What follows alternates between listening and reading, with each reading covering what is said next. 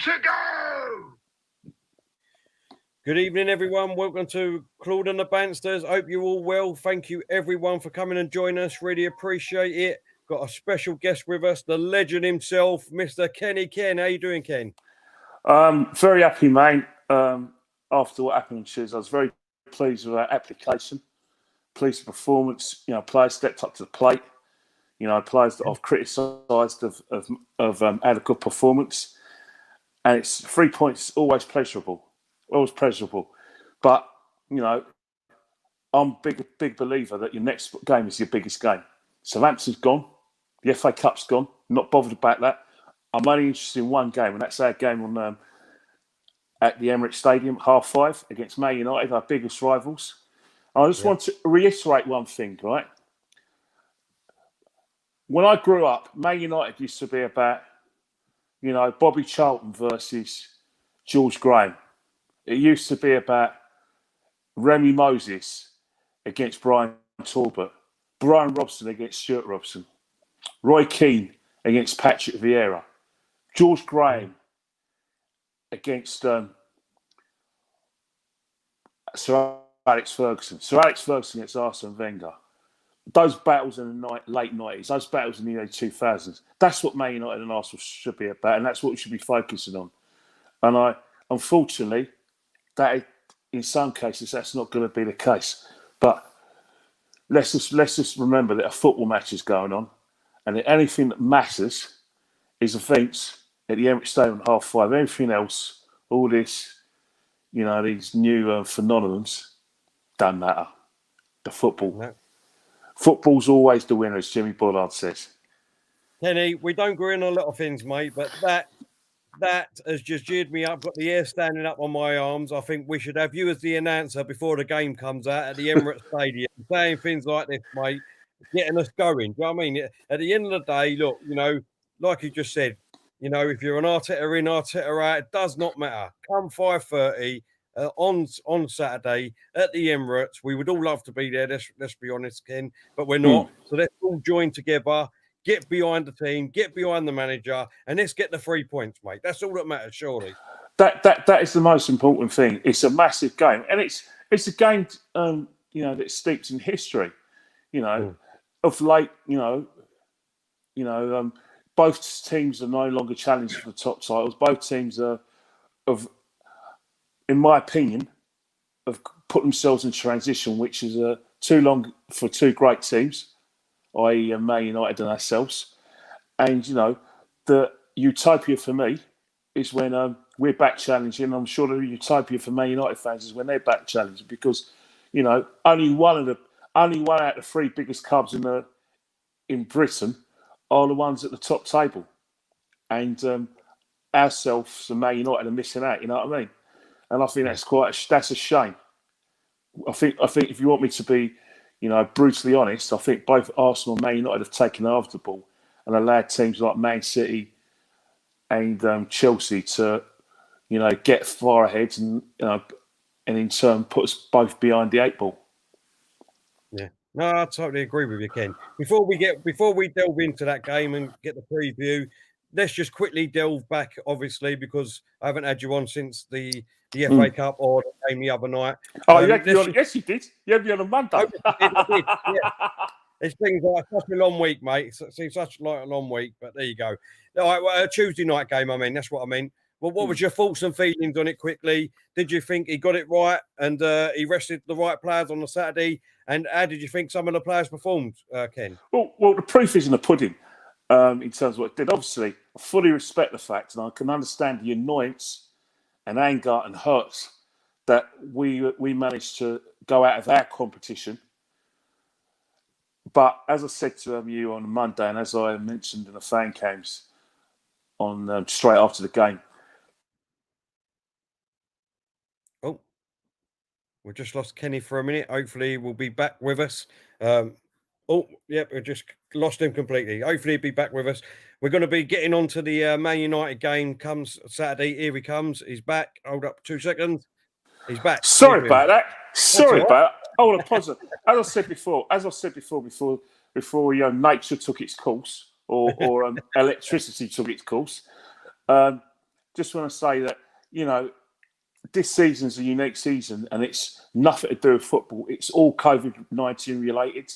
Like last season was absolutely messed up. We basically we were basically in hibernation for 3 months, and everything's geared towards like Euro 2020. That it has to happen this year, whatever happens, regardless of whether it's no fans or reduced capacities, it has to happen. So the football in Canada, especially in this country, is going to suffer. And, you know, Arteta has a decision to make, because after Man Utd, we've got Wolves next week. And then afterwards, then we've got a game on Saturday. So the games are coming thick and fast. And this is not enough route. So you have to rely on your squad, you know, to take the place. And let's face it, you've got players like Willian, who's got a lot of experience, should have taken his chance. Pepe, massively funded through his transfer fee, should have taken his chance as well. So it's one of those things that happens in football. But you know what? I look at it this way. The only advantage we had from the game on Saturday is that we had a good look at Southampton. You know, we played them at the Emirates and then we played them on Saturday. So 3 days later, we know what they're good at and what they're not good at. And we know the sort of tempo that we have to use. And let's face it, the tempo that they went at us with on Saturday, they're not going to be able to physically do that 3 days later against the same opposition. And I think we were fresher than them, and that told in a lot of areas. Even before they got their goal, the way we started from kickoff, we were at them. You know, very how to say it, on the front foot, proactive. You know, like one of those bad buzzwords. And the goal they scored was very much against the run of play. And then what's happened is that they got a bit of control, and then we scored, and then to make it 1-1. And then we had a slight bit of control, but from about, say, half an hour in until we got our second, they tend to be in a bit of a control. They were, you know, changed their system. You know, they moved certain players around, and they tried to get a bit of movement. And then what was happening is that we were the ones who were the aggressors in terms of pressing, and then they started to get their pressing game again. So when we got that brilliant goal, the second goal, it's very much against the run of play. But after that, because, you know, psychologically, we went in at half-time 2-1 up. Psychologically, that puts our shoulders up. You know, shoulders out, you're in control. It's a good team talk for the manager. Southampton playing well from 30 minutes on up to the 43rd minute when we scored. Heads go down. And I think psychologically, in the second half, they were still smart for the fact that we scored our second against the run of play. And then that enabled us to get a lot of control in the match, because what was happening is that we knew what was coming. We knew that basically what Theo Walcott was going to do. So Cedric had a great game, had him in his pocket. I thought Rob Holding was solid again. And basically what Southampton didn't do on Tuesday, we did on Saturday, their fullbacks were basically knackered, and that played into our hands. And I think that's one of the things I used to love about when we played about maybe 22 years ago on the Racine, and his great size, where we did that to teams. We slammed the door shut, and we used our physicality and our pace and power and athleticism to control the football match. And it was a pleasant watch. And special mention has to go with Granit Xhaka. You know, a chance that he created that Lacazette didn't take, he did it again. He's took his first chance for Pepe to score. Very happy with him. Cedric Suarez. Unfortunately, Cedric Suarez's success is Ainsley Maitland-Niles' nightmare, because whatever happens, if we are struggling at left back or left wing back, he's now going to look at Cedric Suarez rather than Ainsley Maitland-Niles. So that's another position that has been where he's basically shut out to Ainsley Maitland-Niles, because the right-hand side of the position is shut out to him. You know, now Cedric's is down, also midfield as well. So it's going to be very, very hard for him to, get in a game. And it's about, individuals taking their chances, not taking their chances, and there's consequences, which is which you want. But it's a shame, because, if push comes to shove, we're still going to need these players. Yep. So that's where Mikel's man management has to come into hand, because he's, it's a long season. There's going to be injuries. He's already brought a new player in as well. So that's going to be another addition to the squad, and that's another avenue that's close to Ainsley Maitland-Niles. But very pleased with the result. Oh, I've got to take a different tack now. I was all reared up for when you come on, Ken, and I'm finding myself agreeing with you. I mean, this is well, you know, like as we said at the beginning of the game, football's the winner. Like, don't get me wrong, we're never going to agree about the manager and our choice of the manager, and we both genuinely. You're very optimistic, and you are prepared to take time and go down the route. I'm of an opinion that that should have happened before, and that's all it is. But the day a football match happened on Tuesday, and a football match is happening before. All this stuff that me and you do, we can do that on Monday, win, lose or draw. You know what I mean? Yeah. We can have, but football's got to come first. Yeah, no, exactly, mate. Exactly. I totally agree with you. And look, let's not dwell on it. We've talked about that game. I've talked about it. Let's move on. Let's move on to last night quickly. I mean, if ever we've had a good week, we got 3 points on Tuesday, and then the game's coming on Wednesday, and all results go our way, every single one of them. Do you know what I mean? So let me just read out the results. You had Burnley 3, Aston Villa 2, Chelsea 0, Wolverhampton 0, Brighton 0, Fulham 0, Everton 1, Leicester 1, and the biggest massive shock was Man United 1, Sheffield United 2, Ken.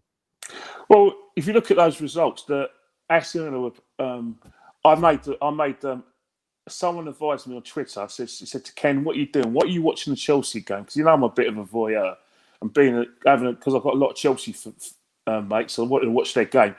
I couldn't get that time back. It was basically pass,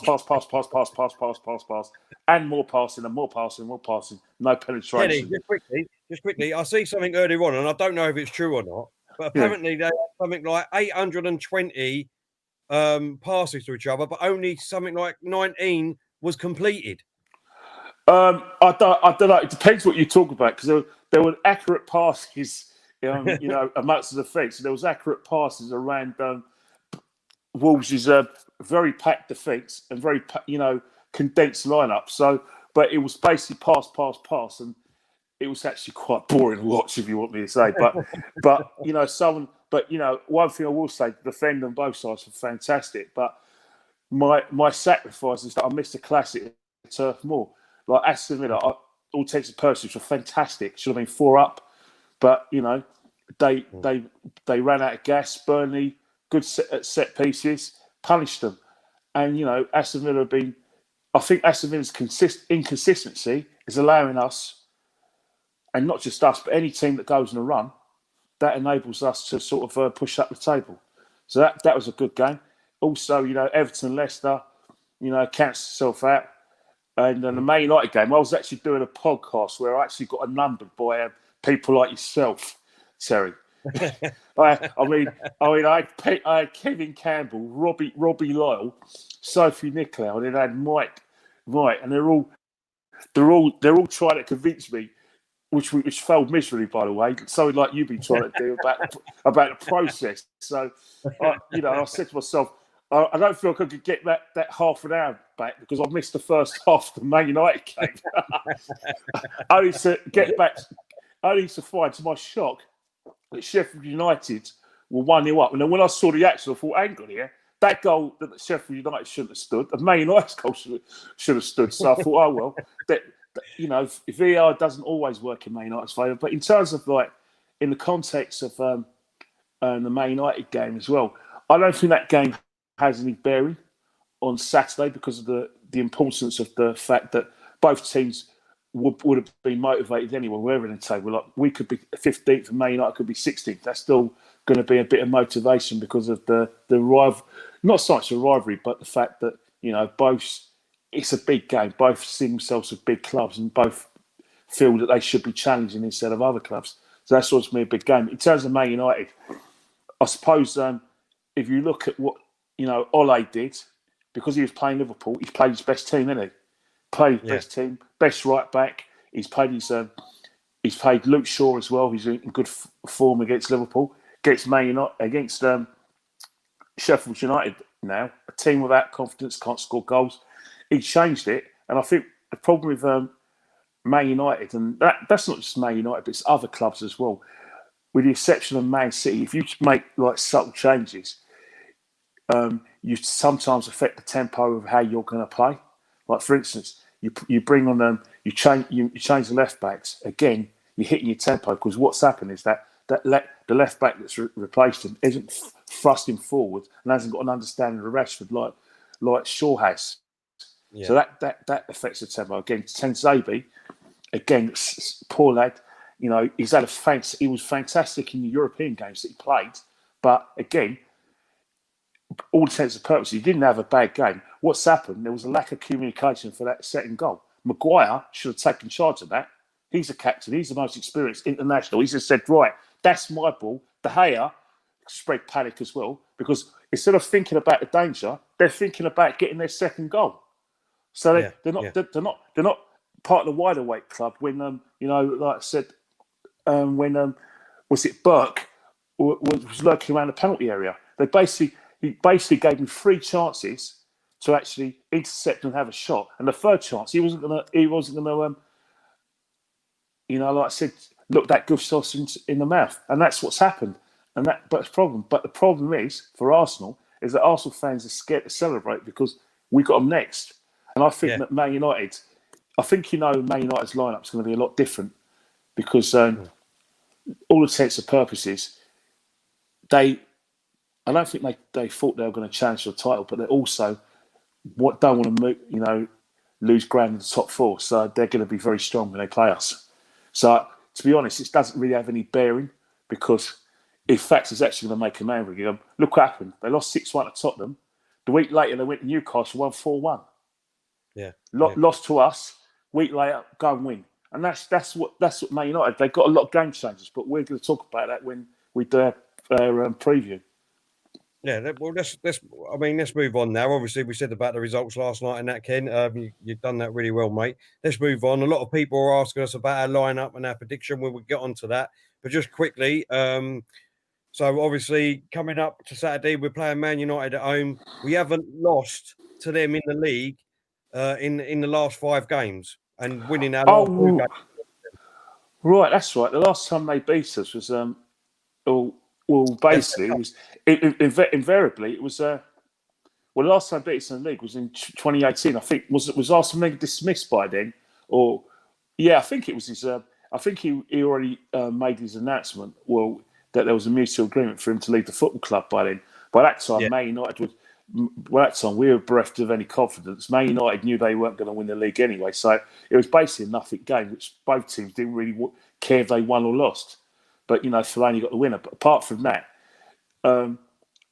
there's a lot of times when Man United came to those games against us when they were in actually quite good form. They had some big wins. They come to the Emirates, if you don't mind me saying, quite overconfident. Like 2019 when Unai Emery was there, they were playing well. They won in France to get the quarterfinal at Paris. They came to us hugely overconfident. We beat them 2-0. Same again when we played them in New Year's Day 2020. They had some big results away from home. Burnley away, beat Man City away. Hugely confident, perhaps overconfident, and we turned them over as well. And then obviously they were in a bit of a mess when we played at Old Trafford, where I don't think they knew their best lineup, and we took advantage. But I think when the Man United do come to Emirates, what surprises them is the fact that we come out the blocks, and I think that's what happens when we play a lot of our rivals who think that we're on their knees. Chelsea found that, and Man United found that out last 2 times we played at the Emirates, and I think that's how we need to start. It's a fast start, and taken by surprise. But one thing you have to do against this Man United side is be clinical. A lot of times when you play them away from home, teams will run out of gas. Like like I said, they've pressed Man United. They got the early goal, but in the second half, when they run out of steam, and Man United get an equaliser, they always find a way. Then what will happen is that the game changers tend to take over.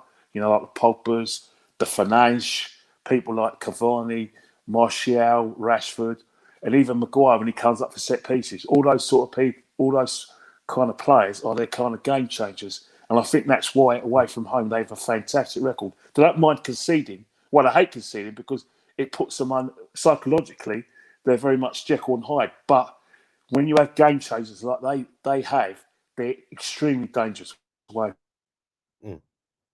No, I totally agree with you, Ken. And look, for me, going into this game, I'm just hoping and praying that we've got, you know, our strongest team available. I'm hoping that TNE will be back. I'm hoping that Partey's okay. I'm hoping that Smith Rowe's okay. Because if them three ain't in the squad, then we're, you know what I mean, we're down already. And it's going to make the game even harder in my eyes. Because the players that will come in, let's be real, the players that will come in, most of them won't be on the level as what them three are. And that's what our problem is at the moment this season. Well, I totally agree with you. I think what's happening, right, is that, you know, if Tierney doesn't play at left back, it's not so much his the impetus in terms of like his defending, his tenacity, and his kind of game, being prepared for a big game. It's what he gives us in an attacking sense down that left-hand side, gives us width. And I think that's very important. You know, when we played our good football this season, and it has improved a lot since you know, our disaster against Man City in the Carabao Cup. Tierney's been one of those players who's provided us with that sort of width, and that's something we're going to miss. It's highly likely that Tierney isn't going to play because you know, if he's not 100% fit, he's one of those players that if he's not 100% fit, then you might as well not play him because of the long-term impacts of what happened last season, in his first season, when you perhaps were playing him when he wasn't fully fit, and it had implications later on. So you have to get Tierney 100% right so you can get some games out of him. So again, it's an opportunity for, you know, Cedric Soares. But again, one of the things you've got to think about as well is tactically, what problems are Man United going to pose down their right-hand side? Now, if you look at their right-hand side, they can either pick Rashford for pace. They can pick Great Greenwood to, you know, cutting on that left foot and have shots. But one of the things that Man United do rely on as well is the pace of Wan-Bissaka, not just from a sort of defensive point of view. It's pace going forward. So if you look at Wan-Bissaka, his pace and his direct going forward at right back, do you play Cedric Soares? Sorry, mate. Sorry, mate. Bloody thing. Sorry, mate. Go on. Yeah. So do you play Cedric Soares, who hasn't got much pace, and then what will happen is that Man United will exploit that lack of pace on the overlap, or do you play for that one game only someone like Maitland-Niles, who has not just the pace and athleticism, he's also got the strength as well, because he's not going to get bodied by or bullied by Wan-Bissaka. But the thing about what's happened is that, you know, to win the game, we've got to be on the attack as well. So one of the problems we have with Maitland-Niles, he doesn't give us that width. I'm not saying Cedric Soares gives us that width, but Cedric Soares, in terms of like crossing ability and like sort of footballing ability, technique, he's probably better than Maitland-Niles. So that's a dilemma for Mikel. It's not a given that Cedric Soares is going to play that game, because he's got to think about stopping Man United. Because at the end of the day, there's weaknesses in Man United, but with the game changers and the pace they have, those strengths outweigh their weaknesses. So that's an area that Arsenal got to look at. Who do they play at left back? Because what they're going to do, who's going to stop, you know, like I said, or monitor Wan-Bissaka's runs down the right-hand side, and he's trying to get his crosses in, because he has improved crossing-wise as well. So that's another area that Mikel's got to look at. Also, the obvious area that he's got to look at as well is the left-hand side as well. Man United's left and our right-hand side. If Shaw, you know, Man United are strong when Shaw and Rashford play there, and then Pogba comes and joins up, and they make it a free. So what will happen is that you've got Bellerin, you've got whoever's playing, you know, right side. Maybe it'd be Saka, or it could be Pepe. Yeah, take your pick. And then you've got Rob Holding. Now Saka, as much as everyone loves him, defensively he's a liability. If you look at when he was playing at left back, he's an absolute liability. Going forward, assists, pace, blah blah. he occupies defenders. But when defenders try and occupy him, he still hasn't got that sort of game management, that game sense in that position. And that's where Xhaka has to, because he's the senior player, he says, oh, yeah, I've got to help my mate out here because when he goes bombs on, I want to be that left back and try and cover for him. So that's another area that we've got to look at. And if you play Saka on that right hand side, he's a left-footed player, right? Yeah. And he doesn't give us protection on the left hand side. So how's he going to do it on the right hand side? So that's another area because that's where we are completely weak. We got bodied by teams: Wolves, Aston Villa, Leicester to a certain extent as well. That is our weak side. Crystal Palace, had a look at that, and they noticed that as well. And that's where Man United can win the game. You know what I mean? Where Rashford and Shaw, what will happen is that Shaw will make a decoy run, and that will enable Rashford to cut into those little spaces that Rob Holding is going to leave. And that what will happen is that David Luiz has to come out of his secure area to come and help out Rob Holding, and that will leave space in the middle. And that's one thing that Mikel has to look at. And I'm not just talking about with that game. In the future, is Bellerin really going to be the answer in that area? Because that hasn't been repaired. I think what's happened now is we've got a little bit better. We improved there. There's a bit more communication, but we're going to be playing against real pace, not just normal pace. And Man United will run at us, and that's going to be their areas of strengths. Everyone's going to be looking at Fernandes and blah blah. And of course, they're going to look at Fernandes. He's not going to just play full through balls for Cavani because of Cavani or say full balls for Martial. There's going to be a situation where he knows he doesn't even have to look. He knows Luke Shaw, Rashford, and Pogba are going to want to run in those little spaces down the left, and that's where the game is going to be won and lost. See, for me, Ken, I know what you're saying, and obviously we disagree on this because you've said this quite a lot on even when under Emery. Do you know what I mean? And I think this was what the problem was for me under Emery was that he was worrying too much about the opposition, if you know what I mean, and about what their players are going to do. When what I want to do is worry about what our players are going to do, and not. I know what you're going to. Obviously, obviously. I personally think that all we need to do is play our game and just make sure we get back when we bomb forward. That's a given. I hear what you're saying. I respect that, and that's a given. But the problem is that you have to prepare now. Modern football's not about let the opposition run about us. Go out and enjoy yourself. There's too many managers now who've made careers out of wearing a suit, going on a whiteboard and saying right. Whether we like it or not, the successful managers are people who destruct and construct at the right time. It's not people who are going to be on the front foot who are going to always construct.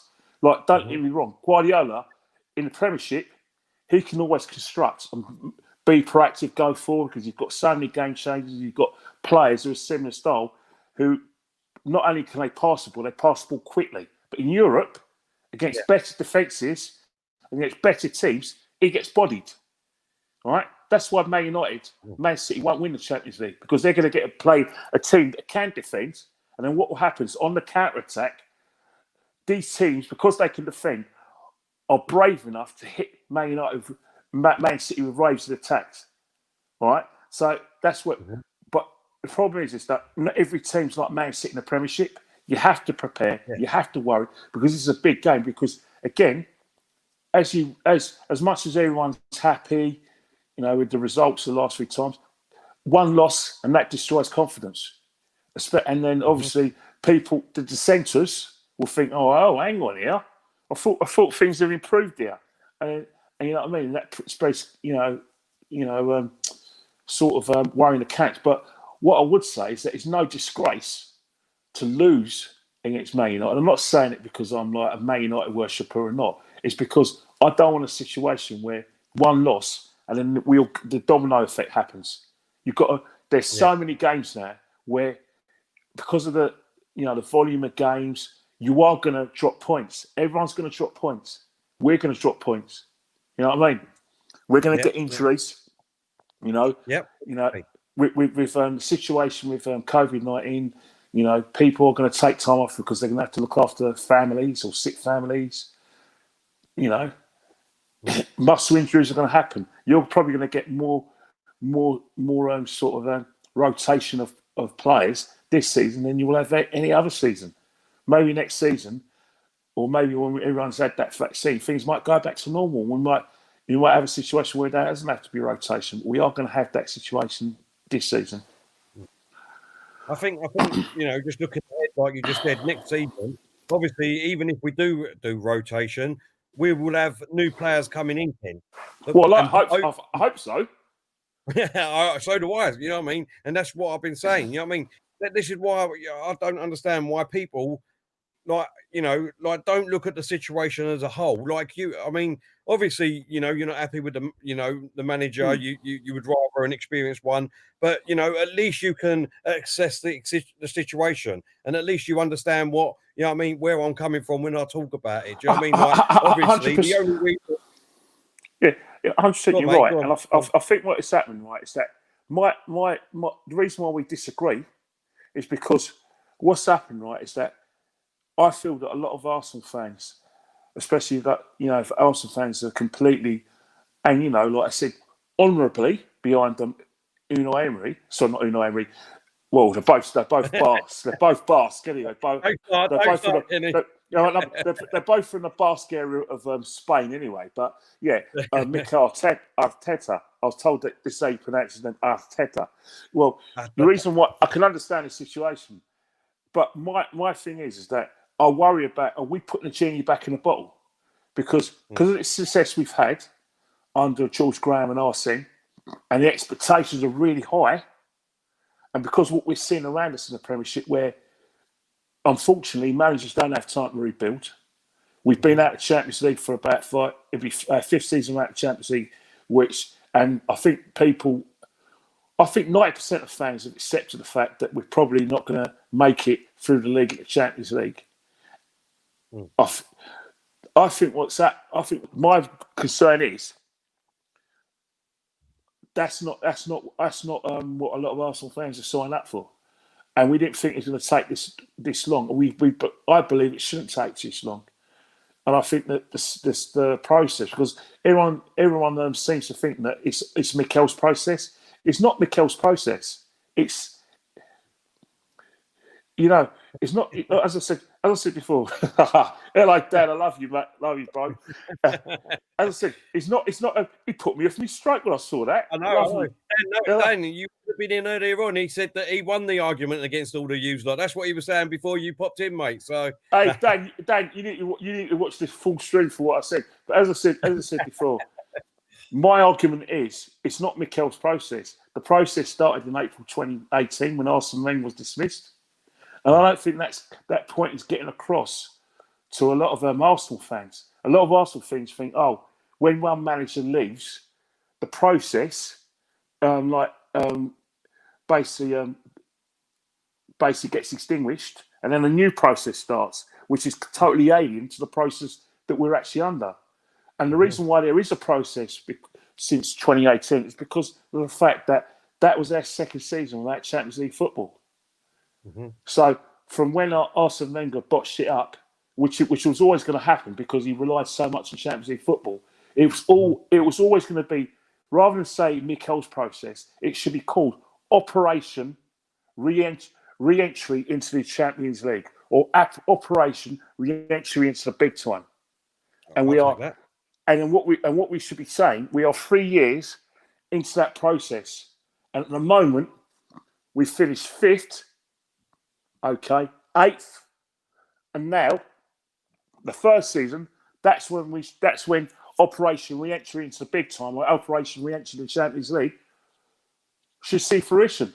Now, obviously, Mikel hasn't got much time, but what Mikel has is that he had the kudos of winning the Champions League. Sorry, not Champions League. I wish. No, he had the kudos of winning the FA Cup, and he had the players with him. And all we thought at the time is that you needed a bit of fine tuning, just a little bit of fine tuning, and then once you had that little bit of fine tuning, you could push up because confidence was very high. You know, we thought we had, you know, a lot of people, maybe dissenters like me, thought differently, but we actually thought Mikel cracked it. And I it's not a case of whether I believe Mikel cracked it or not. But my conversations with you, you know, at the beginning of seasons, yes, I understand that Man United have got a lot of money. They spent big. Chelsea have got probably the best squad in the Premiership. Man City are wounded animals because they lost their league title and they're going to be strong. Liverpool are going to be strong. My attitude was, we got to find a way. Find a way. Find a way. And that was all about it. I accepted that we wouldn't challenge for the league, but I wanted a voyage and a passage into the UCL. Yeah. And I still, you know, will be disappointed if it didn't happen. But you know, football's a funny old game, and everyone's dropping points, and you just have to. As my theory has always been, concentrate on your own games and see where it takes you. And that's all I can. That's the only optimistic thing I could say at the moment.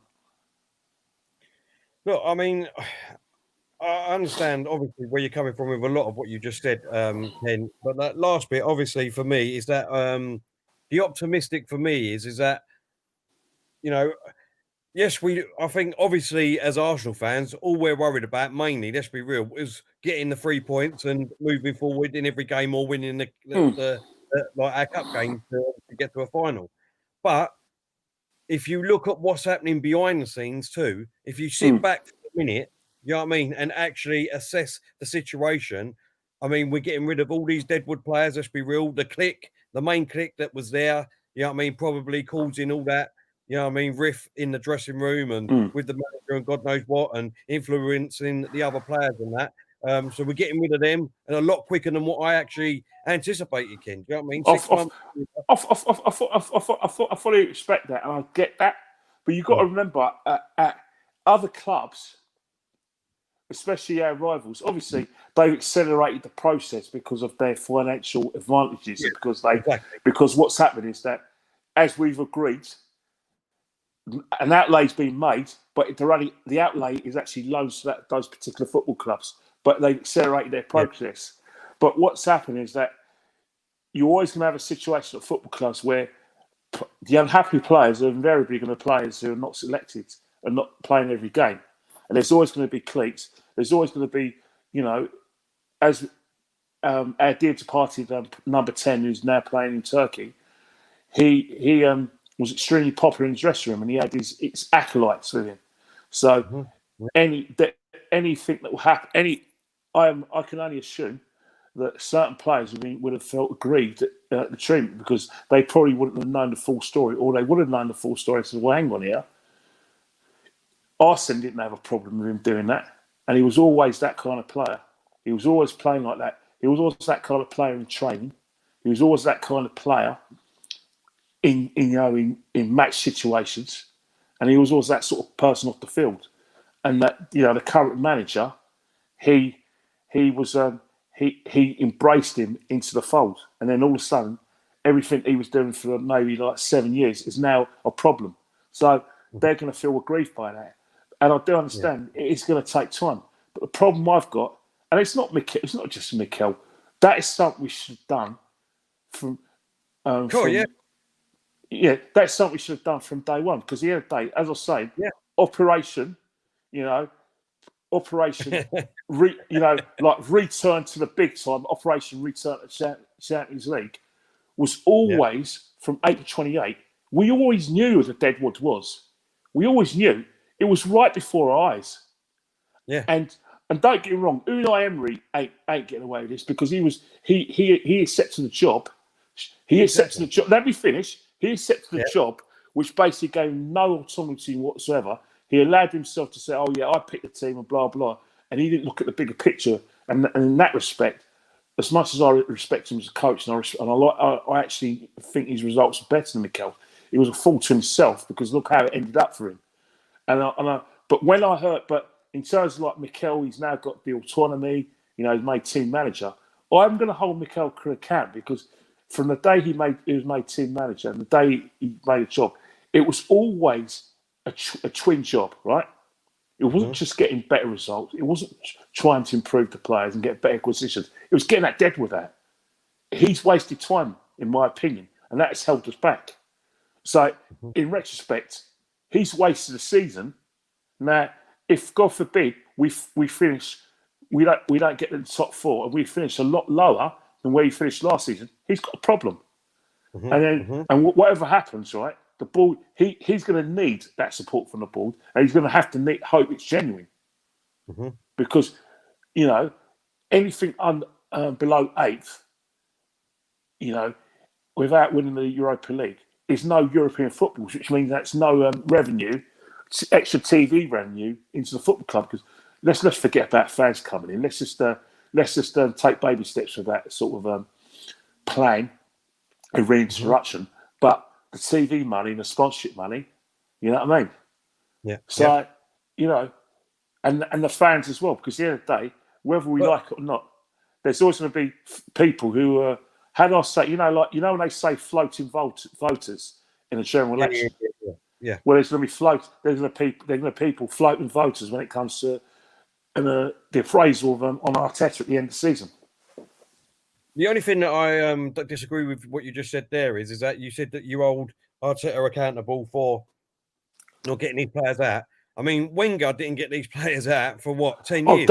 Don't get me started on Arsene. But I think what's happened is that I'm just saying with him, and obviously Emery was there for a year and a half and didn't get rid of these players. And I think what it is that the position is, it's a learning curve for Mikel, and it could be a learning curve for as long as he's Arsenal manager or for his future jobs. Identify the players you need quickly. Yeah. Because once you do that, you have a clear idea of what you don't need, and then you have to make tough decisions. We've got a super chat here from Randy Viper. He said, "Kenny Ken, you follow a diet because you're looking good, mate." Yeah, I do. I think the most important is the fish diet and chicken.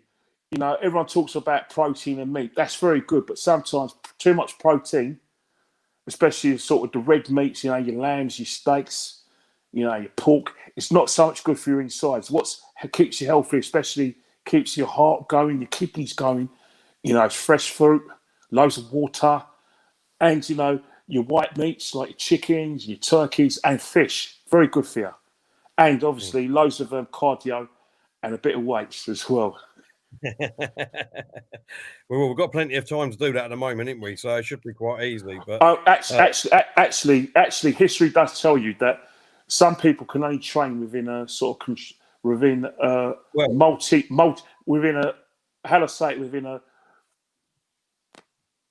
interpersonal environment, i.e., a gym. And because what will happen is that a lot of people, when they train, they imitate people. You look like, for instance, I could see you doing something, an exercise I've never seen before. So, right, I'm going to copy what Terry's doing. I could see on the pads. I said, right, I'm going to get him to help me with the pads. That's what gets you out. Because whether you like it or not, when people go to gyms, they go there to socialise. You know what I mean? There's a lot of people with mental health situations or people live on their own that their only social life is work and the gym. Yeah, we're all working from home, and the gyms are closed. So that is a massive impact, and that's the price we have to pay because of this ridiculous, this sad pandemic. Yeah. All right, let's move on, Ken. I mean, what's your team for Man United, mate? What's your team lineup? Saying that everyone, let's say that everyone is fit. Who are you going for? All right, in goal, Leno is turning it around. Not Renasa. Leno is you try to put me off again. Leno is slow. Listen, he's slowly turning it around for me, where he's no longer making me angry. To the extent he's dominating his area. His communication is better with defence. And one thing that did impress me as well was his attitude when we were going through a bad patch. Is to the extent that he was honest, and maybe it's probably because of his Teutonic background, where they believe in hard work, efficiency, and winning.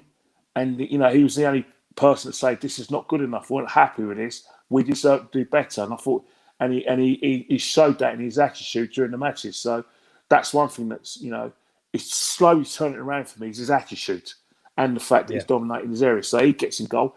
Right back. But could that be, Ken, sorry, could that be really, because let's be real, since he's been here, well, even under mikel, we haven't really had a settle back four, have we? If you know what I mean. That's a valid point. Week. Yeah, that's a valid point because you look at poor old Mendy at Chelsea.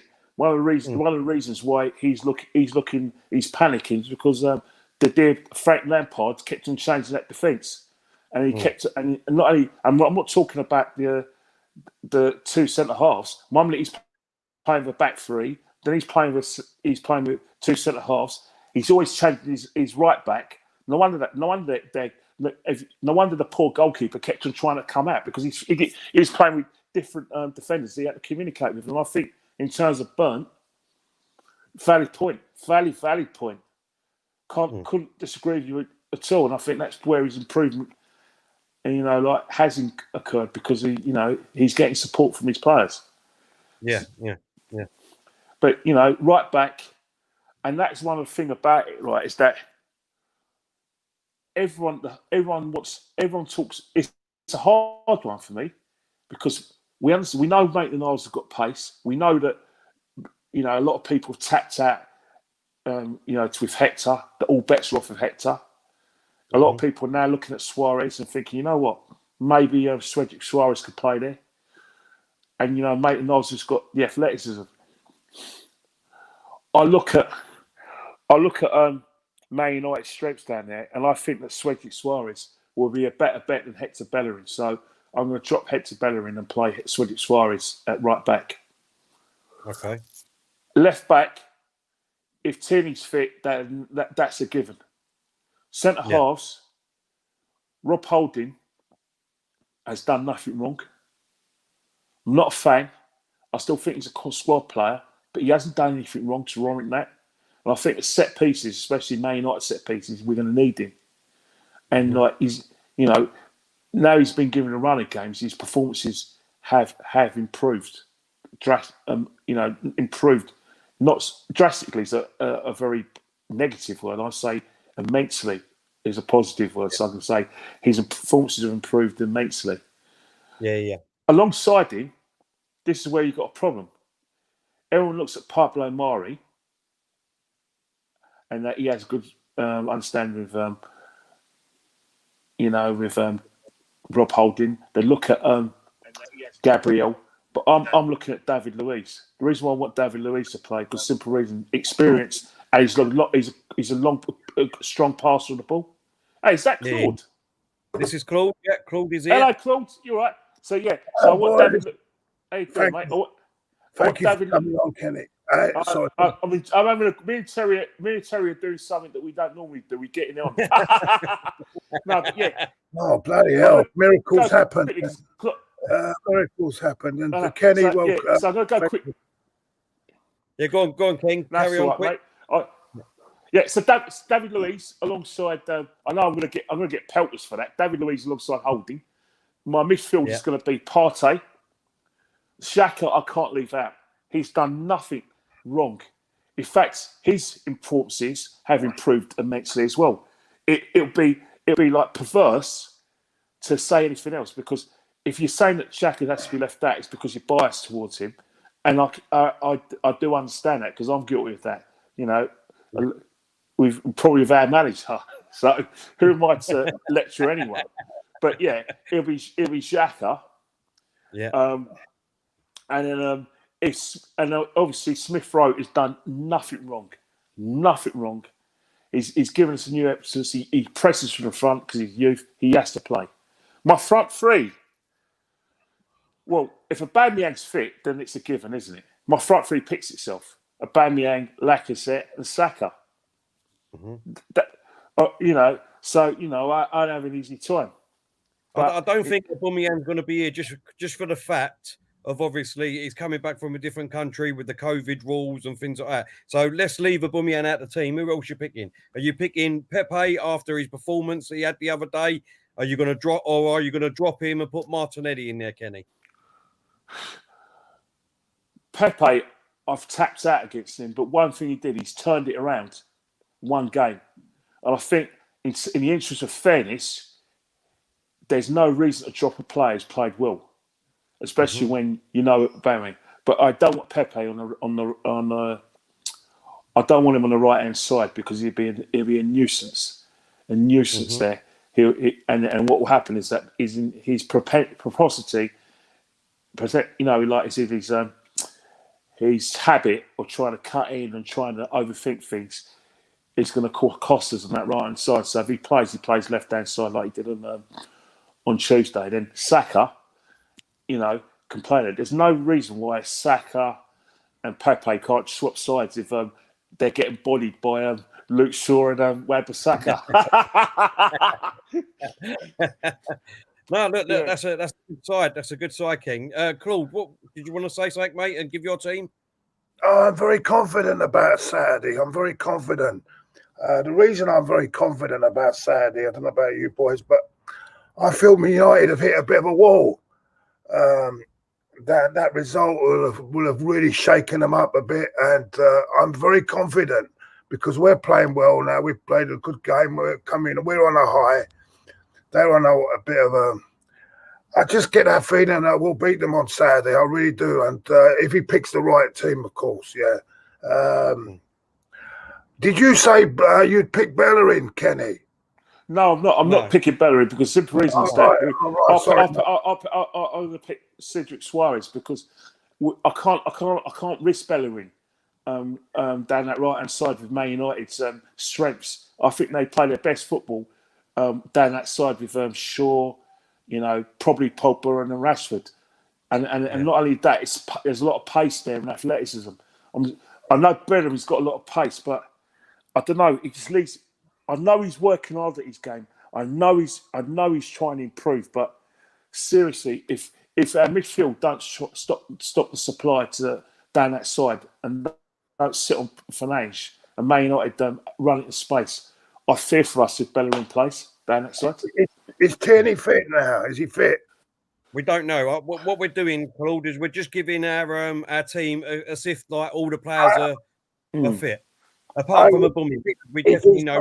If he's not fit, I would leave it as it is, like it was done. I maybe put Cedric there and play. Maybe play the same team roughly. I think that the front lot of them. I wouldn't, even if Aubameyang was, which I don't think he can, of course, because of the as you just said, if he's coming back from a foreign country, doesn't he have to go quarantine?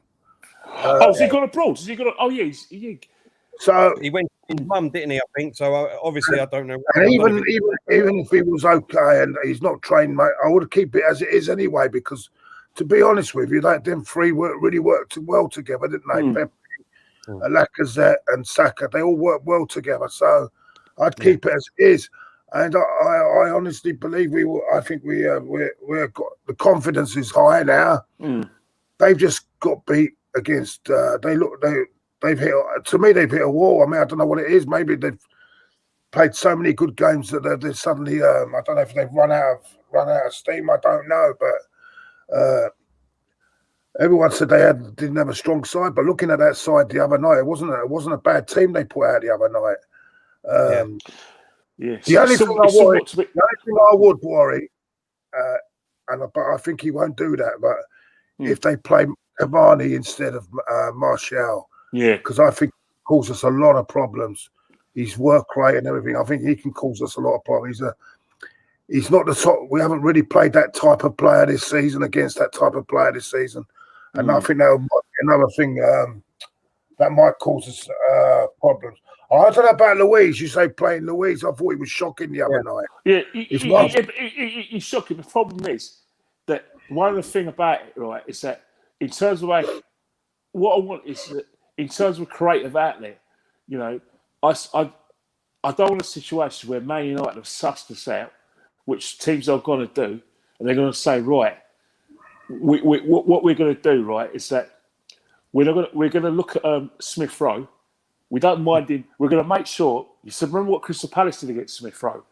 they had no problem doing his running around and trying to, get on the ball outside the box. But inside the box where he's dangerous, they cut off the supply there. They made sure he had nothing to pass to. That's one of the that's another area. And then Saka as well. There's going to be a situation where they're going to get tight with Saka, cut off his supply. So the only other strength we have in terms of attack is David Luiz's accurate passing from long range. Yeah. And I think that's why a lot of managers, I'm not just talking about Arteta, but I'm talking about his managers at Chelsea and PSG. That's why they always overlook his his Bruce Grobbelaar moments, because you can't. No defender has that. That sort of accurate pass. I mean, you look at Liverpool with Van Dijk. One of the things they miss when they're being too predictable is Van Dijk's David Luiz ball. You know what I mean? It gives them another dimension. That's why, the frustrated coach in me looks at that and thinks, yeah, I understand where these guys are coming. I want an out-and-out defender. But then I look at the games and I see David Luiz put a beautiful ball for a pinpoint ball, and that has managed to stretch defences, and we've managed to go on an attack. And I think, yeah, he's got to play. I'm sorry about it, guys, but we've got a problem because as well, we've got to realise as well, we've got a lot of games coming up. There's going to be a lot of games coming up now. We've got them. Then we've got Wolves on Tuesday, and then Villa away next Saturday, which will be another tough game. Right, yeah. 12:30 kickoff, isn't it? I mean, I know they lost overnight, but that's going to be tough because their midfield on this day can destroy anyone. And the player that's got a lot of people I like him. It goes under the radar. Is that McGinn? Oh, he's a terrific footballer. Everyone talks about McGrealish, but McGinn. Oh, I love watching McGinn as well. And plus just with Barkley seems to have come back as well. Go on. Sorry. Yeah, sorry. I was just going to say the only problem I've got with what you just said with David Luiz. I mean, I don't like him anyway, Ken. I hear you. I respect that. I understand that. I get that. Yeah, I just think if we're worried about him playing long balls, you know what I mean. Me personally, I'm more worried about him defending. And after the other night and all, he was just I hear what you're saying. And I think that's probably one of the criticisms we had. It's a bit like Mustafi, isn't it? He has these moments, silly moments, doesn't it? You remember Mustafi? The difference is now, Kenny, with that. The difference is now, I think, is that I would personally play more or less the same as you in defence, but obviously not David Luiz. I'd have Leno in goal. Obviously, I'd have Tierney if he's fit on the left back, Cedric right back, Holding, and I would put Gabriel in for this game. Hey, guys, can I say one thing before we go to the match? United Hub, as a Man United fan, he's a big fan of your channel. There was a very stomach churning, a revolting piece on Twitter where Anthony Martial and Axel Tuanzebe, and I want to really focus on Axel Tuanzebe. He made his first start in the Premiership. He would have made his family proud. He's come from Congo at the age of 4 to living in Rochdale, in Greater Manchester. He's made the mistake, and then these idiots on Twitter thought it was a great idea to go and put some racist filth on their timelines, trying to impress their mates. And I think it's disgusting. But the famous saying, for the fans, by the fans, they should say on Twitter, they should say, for the cowards, by the cowards. Oh, 100%. 100%. It's a total and utter coward platform with a load of morons, and I don't want to go into it, but who have hung a good friend of mine, and I'm very upset with it. And they hang you. They put a clip on the screen. They put a clip, and they'll say whatever they fucking want to say about that clip when it's completely innocent. And and as I found out in my case as well, and these bastards are like a fucking, how can I call it? If I would never want them to be on a fucking jury service. Let's put it that way. 100%. 100%. They're absolute morons, absolute fucking morons. And they know who they are. They know who they are. They disgust me. Listen, at the end of the day, what we've got to remember is that these are probably silly little kids, right? Silly little kids who've got nothing better to do, right, whatsoever. And what they do is they go and make 20 different bloody profiles because they've got time to do it, just sitting there doing bloody nothing on that silly platform, the Pierre-Emerick platform. Let's be honest, right? That's what it's become. It's not just them; it's people that are well known as well. It's people that are well known as well that should know better. They should know better. Utter cowards. Utter cowards. And you're very quick to put messages on. But you wouldn't be so quick coming face to face with your fucking fingers, with your fingers face to face with someone. You're a joke. The whole platform is a fucking joke, mate. Disgusting platform, absolute disgusting platform. As you say, those two guys, they've tried their best on the football pitch. Yes, they deserve criticism for their play, but they don't deserve that sort of abuse that they got. No abuse like that is called for. It's disgusting. But then, as I say, they're cowards. Anyone could put a thing on Twitter, but when they come face to face with a guy, they'll probably run a fucking mile. Anyway, that's where I'm going on it. Sorry, I'm sick of it. I'm sick of it. As I say, for the cowards, by the cowards. That's what Twitter is all about. For the cowards, by the cowards. That's what they should rename it. Disgusting. Definitely. I think one more thing about it, right, as well. And that's for this Arsenal family. You can throw that all out the door to say after what I speak today. You can throw that out the door as well. Definitely. Claude, the thing is, Claude, right? It's just a word, and it makes people feel better about themselves. And I think what's happened is that one thing you find is that Twitter is a very cliquey platform where where basically a few people communicate with each other at the expense of others. And you'll find that a lot of people with big accounts don't even communicate with their followers who want to interact with them. They think they're too special to speak to them.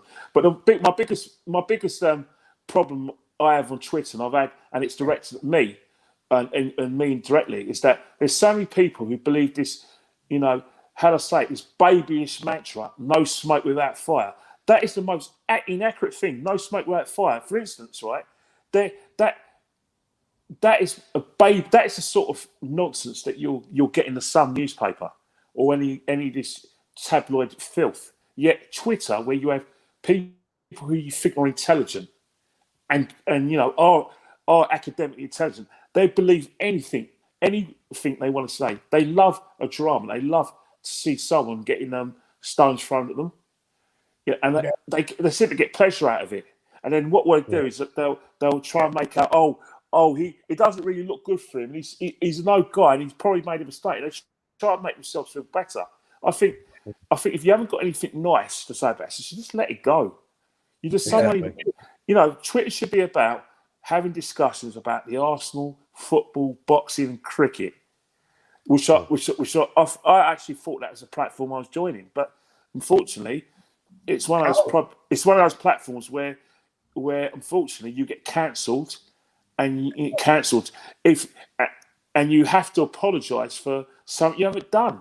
And if you don't apologise, you're called arrogant, you're called bullish, and they actually not even listening to you. You're saying, I'm innocent, I haven't done it. Oh, you've got to apologise. You've got to apologise. Oh yeah, it was one mistake you made. Apologise for what?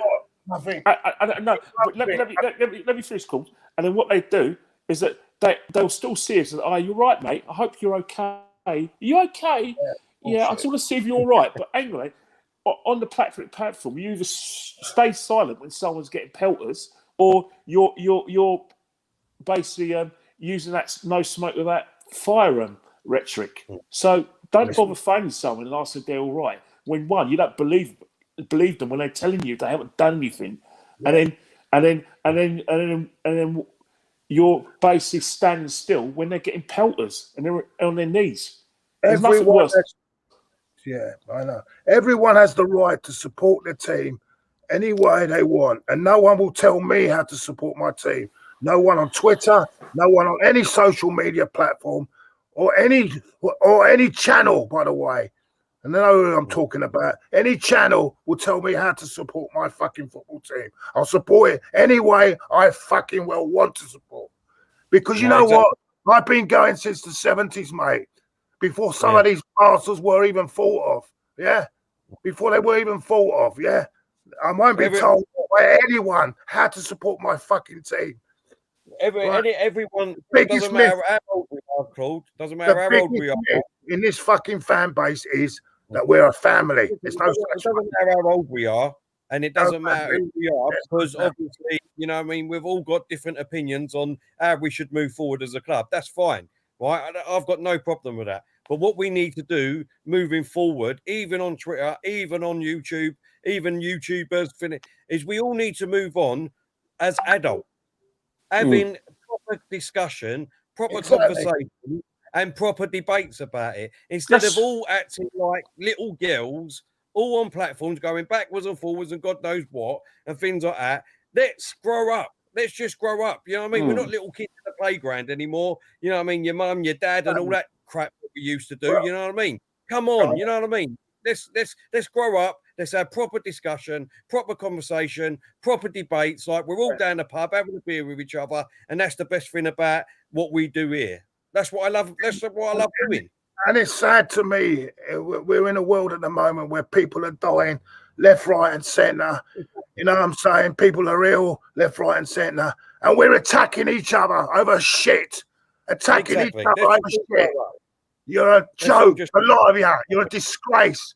If you've got nothing better than get your fucking knitting needles back in the fucking bag and concentrate and do something else rather than sit on a fucking platform and talk fucking shit. Exactly right. Let's get back to the football because boys, I need to hurry up and finish this stream because obviously I'm doing the watch along of the Tottenham Liverpool game at 1:45. So I need to get me dinner in. Can I just say something, Terry? Because I hope you remember. I'm going to ask you a question now. Who are our rivals? Our rivals, for me personally, my rival is Man United. Terry, I'll ask you that question again. Who are our most hated rivals? Our hated Tottenham. Exactly. So what I want you to do is remember that we lose or draw. We're not going to jump up and down if Liverpool get a point, or jump up and down if Liverpool lose, because we're Arsenal fans and Tottenham are always the enemy. Listen. To me, you're exactly right. I already said that. Listen. The best result for me tonight, or for Arsenal fans, surely, is a draw. We need a draw because you see, that's the thing. I'm one of those Arsenal fans who think, you know what? I don't want Tottenham to have anything. You know what? Like I was one of those people. You know, like in 1999 when we played Villa at home, winning. Caleb got the goal, and now playing Man United, and we needed Spurs to avoid. New Spurs to avoid defeat, right? To beat in order to win in the league. I was still thinking, hang on, it's Spurs. I don't want no favours for them. Really, I want them to lose everything because I think, you know what, we've done our bit and we just weren't good enough to win the league. And anyway, didn't really have a chance to beating Man United, did they? I never want Spurs to win anything. Never. I don't care if it helps Arsenal. Listen. Kenny, I know where you're coming from, and I totally agree with you. Look, that's what I'm saying. For me, a point would be great, but if Liverpool win, it's even better because obviously the whole results then, after we won on Tuesday, have gone our way completely. Do you know what I mean? So as long as Tottenham don't win, I'll be happy, mate. Believe me, I'll be happy. Do you know what I mean? Look, come on, you know Liverpool are the best team. Are still potentially, if they've got all the players right, they're the best team in the country. Of course, mate. Yeah, I mean, horrendous injury list at the moment, and if you look at their injuries, I think they've got not one decent one centre half that's fit at the moment, is it? So, you know, it's incredible. I mean, as you say, if they're fit, it would be between them and Man City. Man City are flying now, aren't they?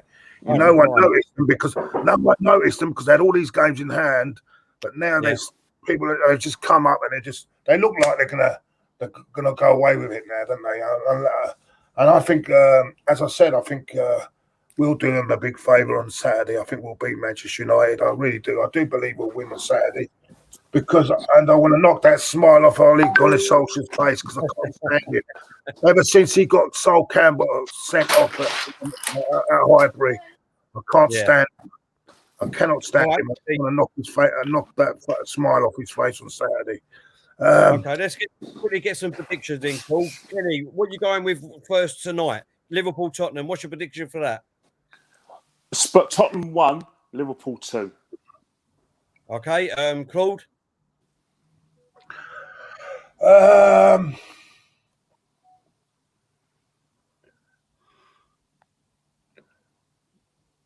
gonna go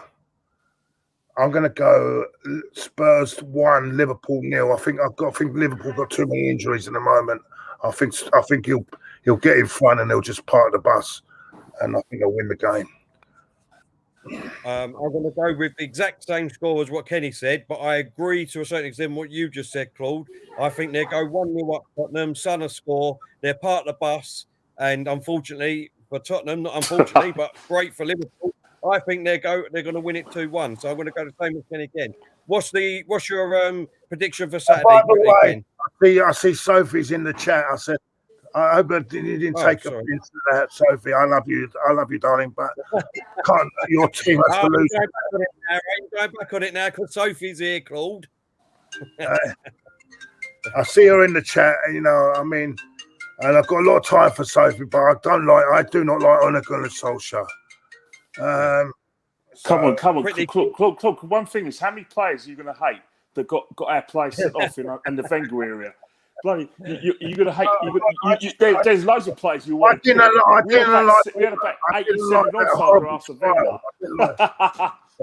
I still haven't forgotten. And even then, after that, I can never forget. After that, when they come on, who do you hate worse, Solskjaer or Van Nistelrooy? Oh, that's a toss-up. Oh no, that's another one. But in terms of you know what, Terry, I'm sorry. I know you brought me this show to, not to sit in the fence. I just don't know. I don't know. I know us, and I know Man United, and I know that if Man United are overconfident, then we're going to body them. But if they come cautious and they play with a sort of mindset where they understand that our strengths, respect our strengths, but thought, right, we got the team that can beat Arsenal, and they come with a plan, then they're going to be difficult to beat. You know what I mean? Yeah. And that's why I'm still thinking I'm going 1-1. I actually believe, I don't know whether if Sophie's in the chat, if she agrees with me.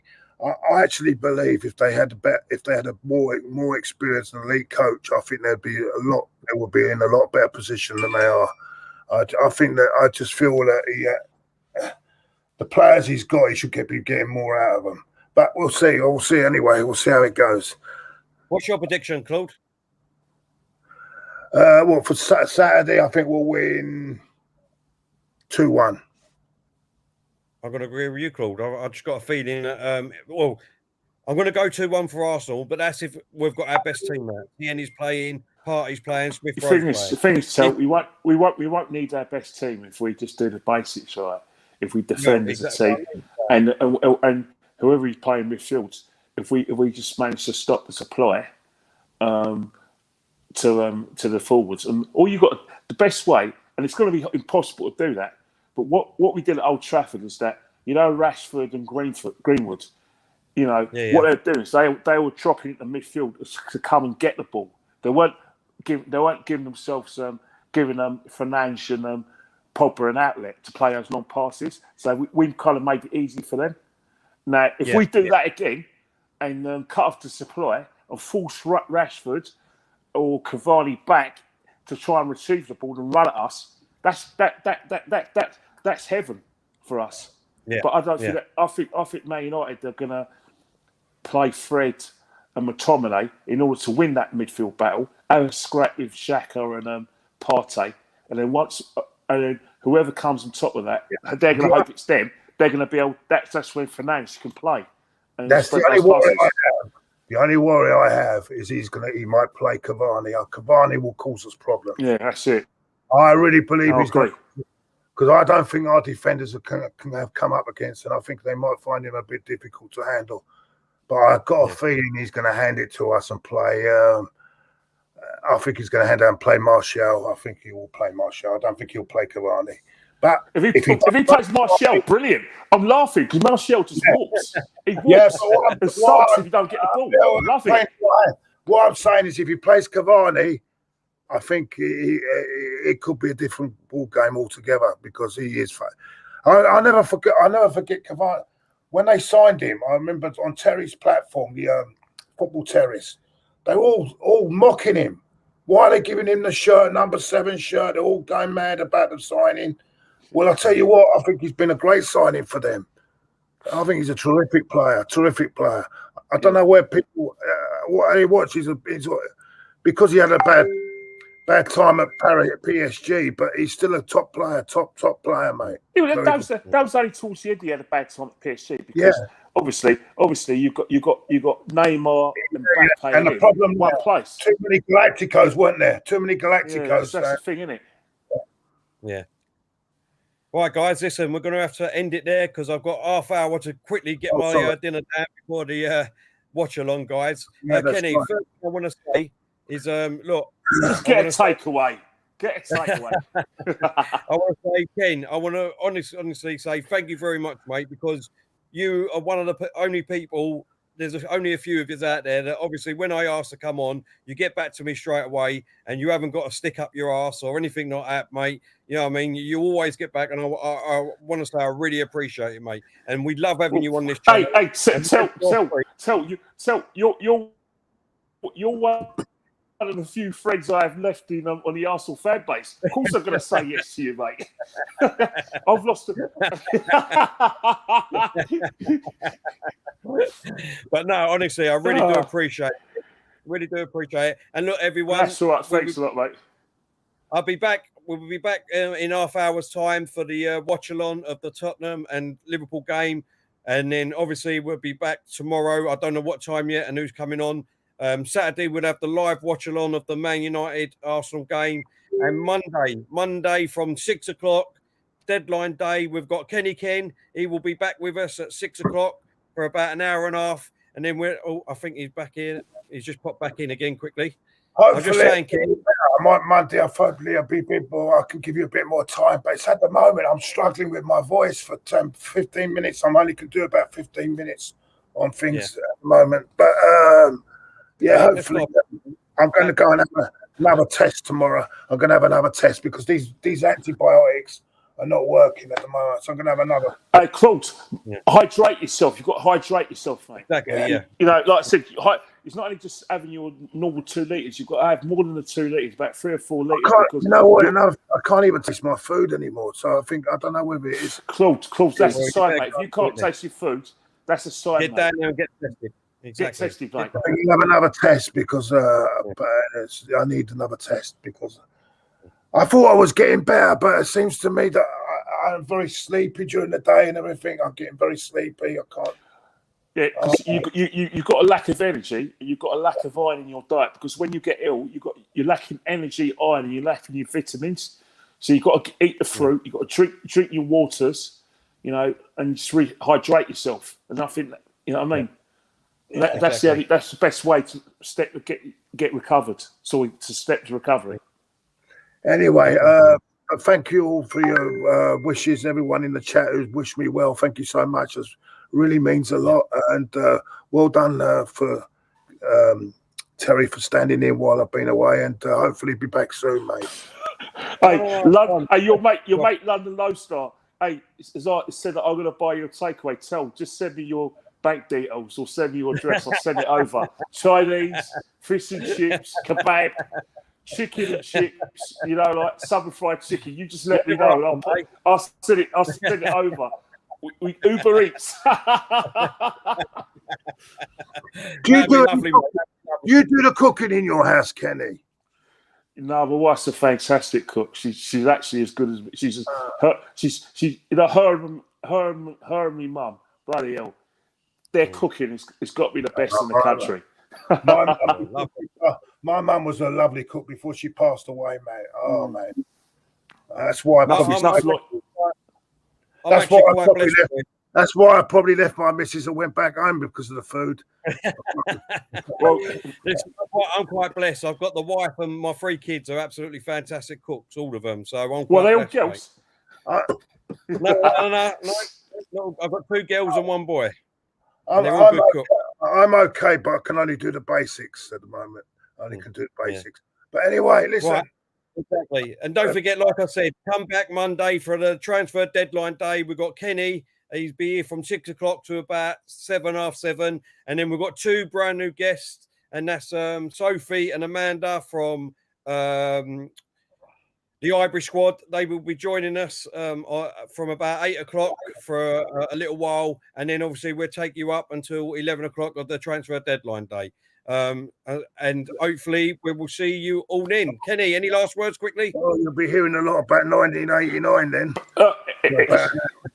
All I'm saying, all I've got to say, right, is Terry, pair me up with some Arteta apps and pair me up with people so I can get that word in edgeways. But come on, you Reds. Come on, you Reds. I saw you last night. You did that. You held your own, mate. You held your own. I needed to. I'm gonna have to go now. See you guys later. Thanks, Kenny. Speak to you soon. Speak soon. Thanks, mate. Claude, I'll speak to you soon, mate. Take care, mate. Take care. Oh. I might pop in at half time. I'll pop in at half time or full time, yeah. Yeah, all right, Claude, no problem. See you soon, mate. I can't sit for more than 10, 15 minutes. All right, take care. Take care. That's it. Everyone, please all come over and watch the watch along, and I'll see you all then. Thank you very much, and see you soon. Stay safe.